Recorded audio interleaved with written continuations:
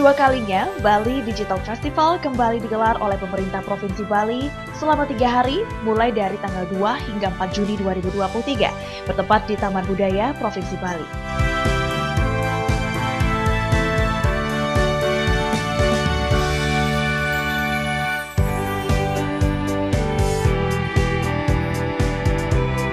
Berbagai hasil dari ide kreatif kemajuan teknologi digital turut dipamerkan.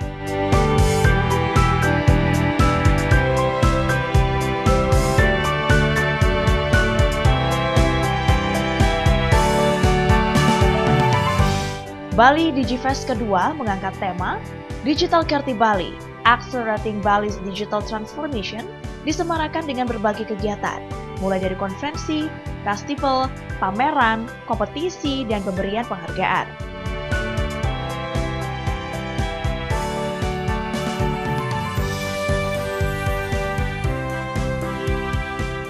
Melalui Bali DigiFest ini diharapkan Pulau Bali tanpa meninggalkan identitas seni budaya adiluhung dapat memanfaatkan kemajuan teknologi informasi dalam menunjang sektor pariwisata dan perekonomian di Bali.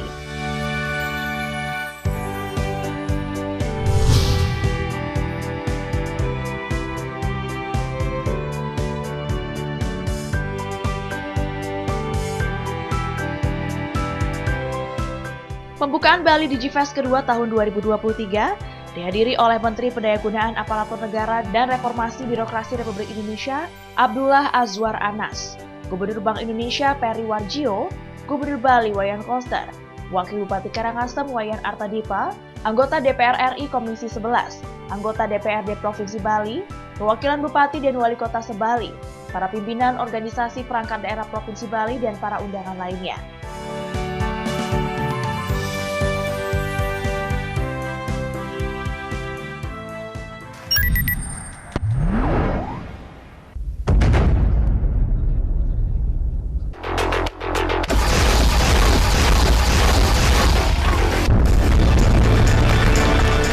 Acara pembukaan Bali DigiFest kedua diberiakan dengan penampilan yang sangat spesial dan spektakuler dari Ardi Dwiki.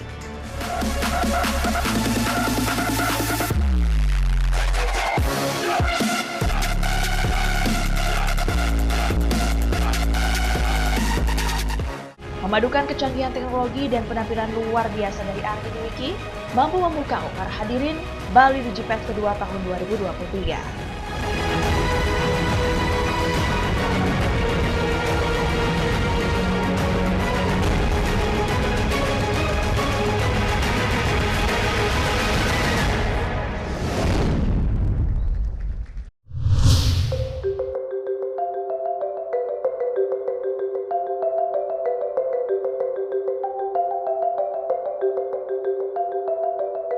Sambutan dan ucapan selamat datang dari Gubernur Bali dengan hormat Bapak Wayan Koster dipersilakan.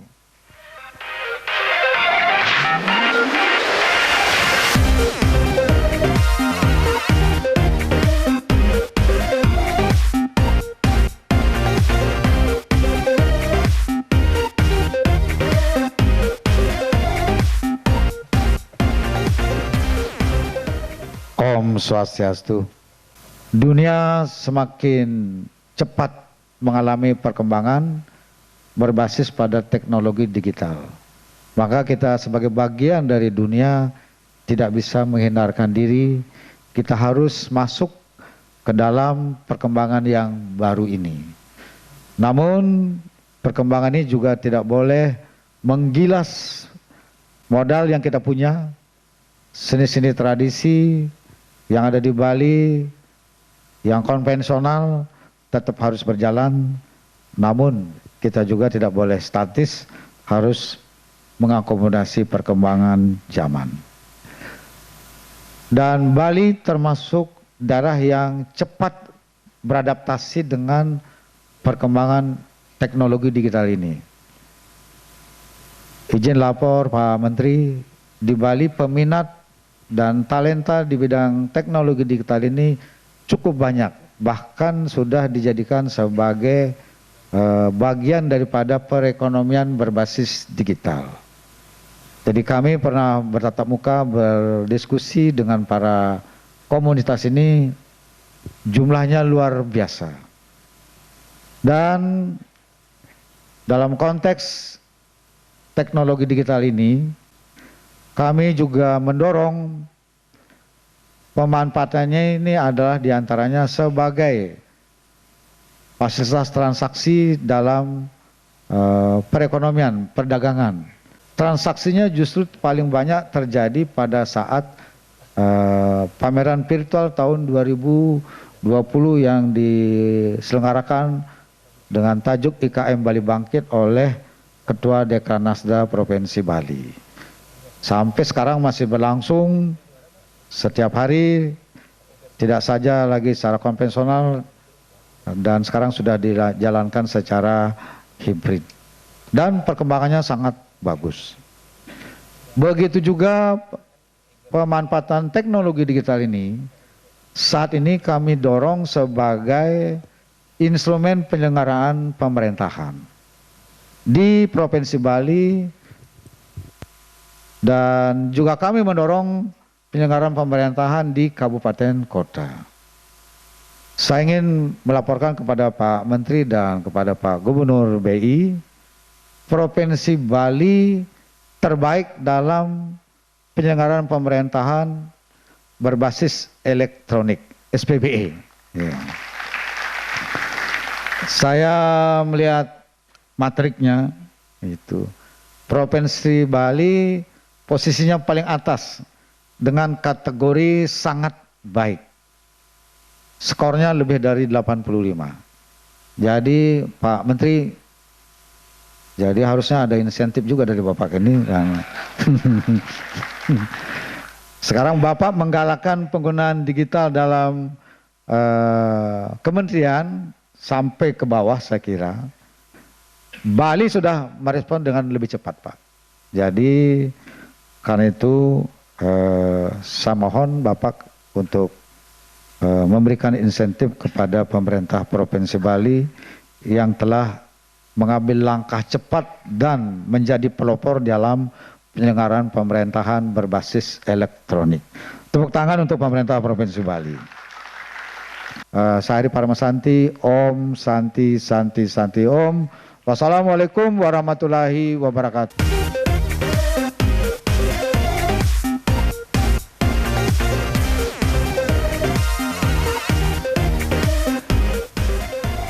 Perkembangan digitalisasi di Bali kian hari kian meningkat.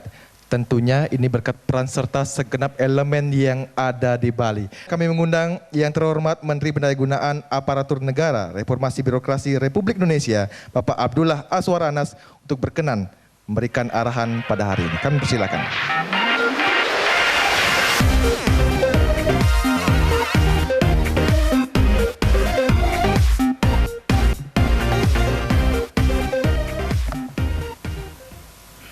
Om Swastiastu. Assalamualaikum warahmatullahi wabarakatuh. Selamat pagi, salam sejahtera buat kita semua. Bali sebenarnya tidak asing bagi dunia. Hampir kemarin ketemu dengan ahli talenta digital di Harvard. Dia lama di Canggu. Dia bisa 3 bulan di tempat ini. Bahkan teman dia seorang desainer, arsitek di Inggris, bekerja dari Ubud. Bayangkan. Jadi tempat Bapak Ibu ini merupakan surga dunia yang luar biasa. Tepuk tangan buat Pak Koster dan teman-teman. Nah, inilah target Bapak Presiden, 5 prioritas kerja Presiden. Saya ingin yang pertama, Presiden ingin berharap kita ini berdampak, Pak Koster. Kita ini sibuk siang malam di kantor rapat, dari rapat memutuskan rapat untuk rapat, kesimpulan untuk rapat minggu depan. Walhasil kita dari rapat ke rapat, habis waktu kita untuk perjalanan dinas, tapi dampak ke rakyatnya kurang banyak. Maka inilah kemudian saya jadikan tagline, karena saya masuk di babak kedua menit ke-13. Slide yang pertama sekali, saya sekarang tagline saya hampir ke seluruh bupati kalau saya diundang dan gubernur. Saya tidak mau lagi menjadi sambutan Menpan RB, tapi saya ingin mengajar untuk ASN terkait bagaimana birokrasi berdampak. Birokrasi berdampak inilah arahan Bapak Presiden harus kita gerakkan hari ini. Birokrasi tidak boleh lagi sibuk, tapi dampaknya tidak inline dengan target Bapak Presiden. Oleh karena itu kesibukan kita harus inline dengan dampak yang kita hasilkan. Jangan sampai rapat perjalanan dinas habis, tapi dampak untuk itu berkurang. Oleh karena itu maka arahan Bapak Presiden kami rangkum pertama, birokrasi harus berdampak. Yang kedua, Bapak Presiden minta tidak boleh lagi tumpukan kertas. Yang keempat, Bapak Presiden berharap kita semua lincah. Maka proses bisnis yang panjang atas saran Presiden kita pangkas. Salah satunya adalah layanan kepegawaian. Bagaimana mungkin kita jadi ASN, ngurus pensiun itu rumit Pak Gubernur. Ngurus naik pangkat rumit. Ngurus mutasi rumit. Kita pangkas ini semua. Sekarang sudah kita pangkas. Kalau sebelumnya layanan kenaikan pangkat 14 tahap, sekarang kita pangkas tinggal 2 tahap saja. Layanan pensiun 8 tahap, kita pangkas 3 tahap saja. Layanan pindah instansi 11 tahap, kita pangkas 3 tahap. Ini adalah digital leadership yang diharapkan oleh Bapak Presiden terjadi di semua tingkatan birokrasi kita. Bapak Ibu lebih tahu proses bisnis di tempat Bapak sekalian. Tadi saya sebut ini karena Pak Gubernur tadi bicara proses bisnis. Di Bali juga sama. Dengan kearifan tentu Pak Gubernur dan Pak Bupati tahu mana yang harus dipangkas. Maka waktu itu ketika saya lihat teman-teman saya sesama birokrasi masih ribet ngurus nasibnya, saya bilang kepada Kepala BKN, ini saya ajakkan Rek BKN, mana tadi Kepala Kanrek BKN, berdiri. Sekarang setiap saya ke daerah, BKN harus ikut. Saya bilang sebelum matahari terbenam di 2022, proses layanan kepegawaian harus dipangkas. Yang dulu ribet sekarang menjadi mudah. Ada 14 proses bisnis layanan kepegawaian sebelumnya. Itu seperti ketika kami di LKPP, ada 8 tahap proses bisnis, kami pangkas tinggal 3. Begitu juga sekarang di proses bisnis kepegawaian. Bapak Ibu Pemda tidak boleh ribet lagi. Sekarang yang jalan bukan orangnya ke Jakarta, tapi berkasnya. Maka harapan saya Kepala BKD, Sekda, pilih teman-teman BKD, kalau tidak kabitnya, Sekda atau asisten yang paham digital. Sehingga tidak harus sibuk ke Jakarta. Perjalanan dinas dihabiskan untuk mengurus kepegawaian, tapi cukup berkasnya yang jalan secara digital karena sudah kita pangkas dari 11 tinggal 3. Inilah yang kita harap ketika kita bicara digitalisasi yang terjadi anak-anak muda. Digitalisasi di birokrasi harus jalan. Jangan sampai di luar pemerintah digitalisasi jalan, tapi di internal pemerintah kita belum jalan digitalisasinya. Insya Allah setelah kita belajar dari banyak negara atas saran Bapak Presiden, inilah yang kita jadikan target prioritas namanya RB tematik. Kalau dahulu RB ini adalah lebih ke hulu ngurus administrasinya Pak Gubernur. Inilah yang saya sampaikan kalau saya diundang oleh para gubernur. Kemarin saya di Papua Pak Gubernur BI. Saya minta semua birokrasi saya minta diundang, dikumpulin. Saya ingin mengajar 1,5 jam khusus terkait dengan kepegawaian. Karena banyak teman-teman eksekutif tidak memahami tentang kepegawaian. Sehingga nasib kepegawaian tidak diurus, urusan birokrasinya tidak diurus, lebih asik dalam urusan keluar, padahal mereka menjadi engine dari pelayanan publik yang mesti kita perbaiki bersama-sama. Nah, terkait dengan RB, jadi Pak Gubernur biasanya banyak teman-teman ke saya itu minta nilai RB-nya dinaikkan. Karena kalau RB-nya naik, tunjangan kinerjanya naik, tukinnya naik. Nah, selama ini kalau Pemda atau kementerian untuk menaikkan nilai RB, itu kita sibuk di hulunya, di administrasinya.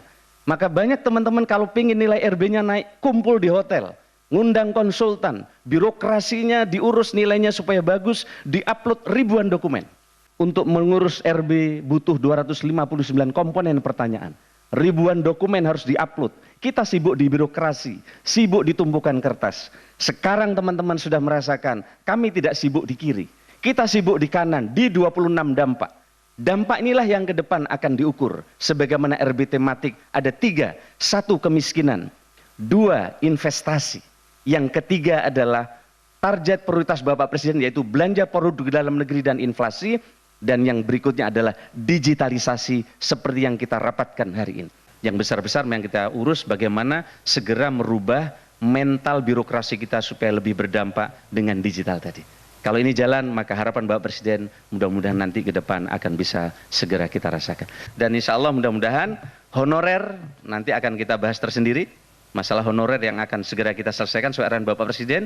Begitu juga soal guru dan dosen. Baik, sebelum saya tutup saya ingin bacakan pantun. Pergi ke Bali mampir ke Tabanan. Tak lupa sapa generasi milenial.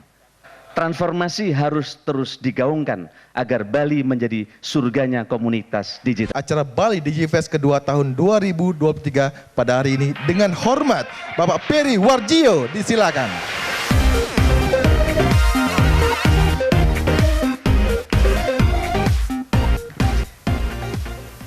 Om Swastiastu.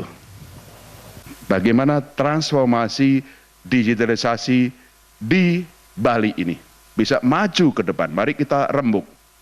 Satu, dari pemerintah daerah, tadi saya bisik-bisik dengan Pak Koster, Pak Gubernur, perlu ada suatu dialokasikan, dibangun suatu kawasan ekonomi yang memang bisa memberikan suatu insentif dan pengembangan digital. Umumnya, Pak Aswar, itu biasanya daerah yang quiet, yang menyatu dengan alam. Tidak perlu gedung-gedung tinggi atau hotel segala macam. Karena komunitas digital anak-anak muda itu ya, baik dalam maupun luar negeri, mereka ingin menyatu dengan alam. Karena banyak inovasi-inovasi yang diperlukan dalam suatu kawasan industri ekosistem digital ini. Monggo di mana saya tidak tahu. Apakah di Gianyar atau tempat lain. Karena untuk berbagai inovasi yang diperlukan daerah itu, infrastrukturnya tentu saja tidak sedahsyat hotel bintang, ada yang lebih menyatu dengan alam. Yang paling penting adalah satelit dan juga sambungan internet. Yang memang daya dukungnya sangat tinggi. Dan itu diperlukan. Karena Pak Aswar tadi betul, Bali nggak perlu promosi mengenai pariwisata. Yang perlu dilakukan, Bali tidak hanya pusat pariwisata, tapi pusat digital. Nah, daerah sini, silahkan, daerahnya mana, inilah daerah seperti kalau di Amerika ada Silicon Valley-nya. Silicon Valley-nya ada didesain di situ. Di daerah itu sekali lagi, infrastrukturnya dan terutama jaringan satelit internet. Dan mereka akan datang. Itu langkah yang pertama. Dan itu perlu peraturan dari pemerintah daerah dan juga dengan DPRD. Yang nomor 2 adalah tentu saja adalah menciptakan ekosistem iklim bisnis yang menunjang. Disitulah perlu dikembangkan suatu iklim bisnis. Nah, di sini Bank Indonesia bisa berkolaborasi karena iklim bisnisnya itu adalah bagian dari ekosistem ekonomi keuangan digital secara nasional. Yang diperlukan dari pemerintah daerah adalah kemudahan izin bagi daerah situ, industri siapapun, perusahaan, startup yang ingin mengembangkan di situ, kemudahan izin yang kemudian memudahkan mereka. Apakah perusahaan itu akan membangun suatu digital platform, aplikasi, startup, atau juga melayani transaksi atau administrasi digital. Sebagian besar dunia ini dulunya di servis oleh Filipina, sekarang India. Hampir seluruh kota di India itu menservis berbagai kebutuhan administrasi seluruh dunia. Apakah bisa? Ciptakan bisnis yang diperlukan dari pemerintah daerah adalah kemudahan izin di situ dengan berbagai layanan yang baik. Nomor 3, menyambung Pak Aswar, reformasi birokrasi yang secara digital. Sehingga dari manapun seluruh dunia membuka izin mau meng-establish perusahaan atau startup di daerah itu sudah jelas prosesnya, kemudahannya, insentifnya, dan cukup dari manapun, cukup buka HP. Karena layanan birokrasinya, makanya saya mendukung. Sering-sering undang Pak Aswar Anas, belusuan kemanapun lah seperti itu, tapi mentransformasi birokrasinya Bali. Itu adalah nomor 3. Nomor 4 tentu saja adalah kebutuhan SDM-nya. Sekarang memang sedang banyak kebutuhan dan juga ada sejumlah supply-nya untuk para muda-muda yang selama ini bekerja di startup. Karena tempo hari ada begitu cepat startup-nya sekarang agak turun. Tapi ke depan perlu kita sediakan pengembangan SDM untuk digital. Kalau di birokrasi tadi Pak Aswar mengatakan akan menjadikan Polri menjadi pusat untuk itu, tapi untuk swasta perlu dilakukan. Barangkali mungkin dari universitas atau dari vocational training untuk bisa menyediakan itu ahli coding, ahli berbagai program dan segala macam perlu dilakukan. Barangkali 4 hal ini Pak Gubernur Koster, barangkali sumbang saran kami yang masih awam mungkin perlu dipikirkan bagaimana langkah-langkah konkret membawa Bali menjadi pusat pengembangan transformasi digital ke depan. Itu yang dapat kami sampaikan. Mari kita sukseskan Bali Digital Festival, pusat ekonomi keuangan digital di Indonesia bersama Gubernur Pak Koster, Menteri Pan-RB dan kita semua. Semoga Tuhan Yang Maha Kuasa memberkahi kita semua. Sekian, terima kasih. Wassalamualaikum warahmatullahi wabarakatuh. Bali DigiFest kedua tahun 2023 secara resmi dibuka, ditandai dengan pemukulan drum oleh Menteri Pendayagunaan Aparatur Negara dan Reformasi Birokrasi Republik Indonesia, Abdullah Azwar Anas, Gubernur Bank Indonesia Peri Warjio, Gubernur Bali Wayan Koster. Dan mohon izin Bapak Ibu sekalian, bersama-sama nanti kita akan hitung mundur dari hitungan ketiga. Baik, mohon izin untuk dapat memegang alat pemukul yang sudah disiapkan.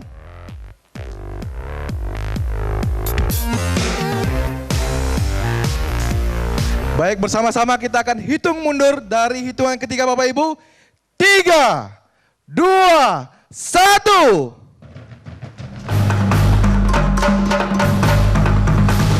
Dengan ini acara Bali DigiFest kedua tahun 2023, Digital Kerti Bali, Accelerating Bali's Digital Transformation secara resmi telah dibuka.